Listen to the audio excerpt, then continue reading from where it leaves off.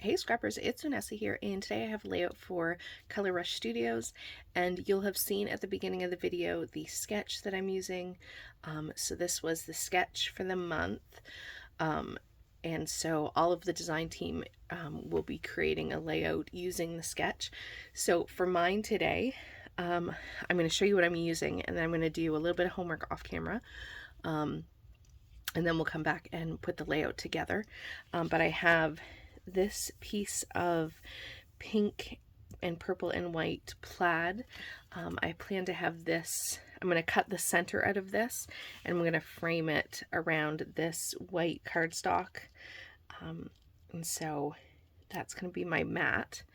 I'm also going to use that plaid paper to mat my photo.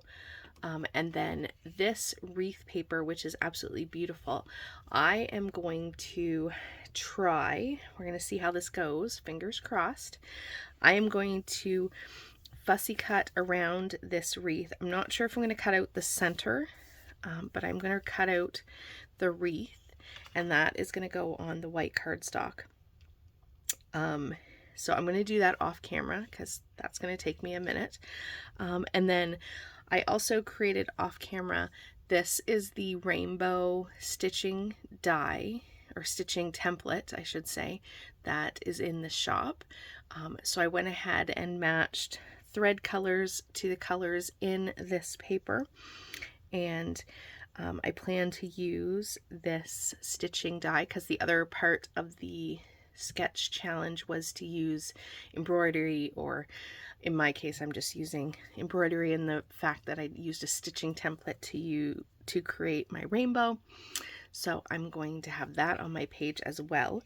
So I did do that off camera because obviously that took a while. So I did the stitching, and then I used some glacier paste that's really sparkly for the inside of the clouds, and then for each one of the rainbow areas I used some ink. So I just took a paintbrush and painted it in. So now I have my rainbow. So that will go on my page as well. This page is going to be minimally embellished. Like, I'm not going to add a whole lot because that rainbow is beautiful, and I don't want to take away from that or from this beautiful paper. I will probably use the fabric florals that came in the kit, but we'll see what ends up happening once I get everything done. My biggest fear is that the wreath isn't going to work out, so we're going to keep our fingers crossed that this is going to work. If not, I'll be back to the drawing board and try to figure out something else. So I'm going to go cut this out, and then we'll come back and speed up the video and put this together. Okay, we are back, and I did trace around where my wreath that I have cut out, which you see here, was going to be on the page, and I took some tumbled glass Distress Oxide and I inked around the wreath, and then I added some speckled egg splatters, which you see me doing here, and that is going to build my background, to which I will then place that wreath on top. And I do apologize, I had started recording and ran out of space on my camera, so you didn't see the ink going on the page, but I basically just took a blender brush and, like I said, traced around and just added color.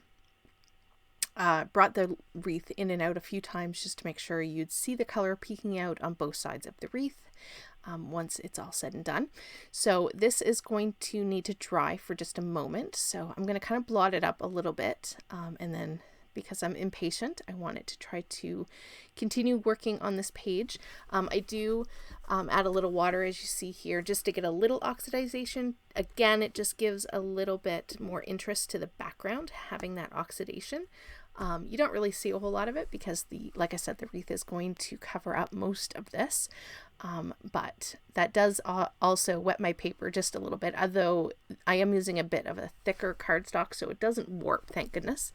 But here you see the wreath is coming back, and you see that plaid pattern paper from the kit that I have cut the center out of. I'm actually going to use that paper also to back my photo, but that is going to frame my white background with my wreath, and that will create my background. I really do love how this layout turned out. This is one of my favorites. And as you can see, I think I said at the beginning of the video that I would make sure that the sketch that I'm using showed up in the corner. You can definitely see that I'm following along pretty well with the sketch. So I think you can definitely see the interpretation that I'm taking from the sketch. So instead of those circles that are stitched on the sketch, I used my stitched rainbow, which I absolutely adore. I want to make like 100 more of those rainbows. I love it so much. And so I love how that turned out. It's hard to tell on camera, but it's definitely sparkly in real life because most of the inks that I used to color that rainbow had sparkle in it. So I do love that. So the rainbow is going to go... Sorry about that. I had something in the background was coming on. But yeah, it's very sparkly. I love that rainbow. I also used all of the florals that came in the kit that are those fabric with those jewels or gems in the center. Put those in 3 places on the page because I figured if I was going to use one, I have to use all 3 because they're kind of perfect on this wreath. And then all these florals that you see me kind of playing with, they don't all stay on the page. When I go to glue it down, I do remove a few of these. But I did cut these from the pattern paper that plaid paper background that has this floral on the back, and I cut these florals from that pattern paper.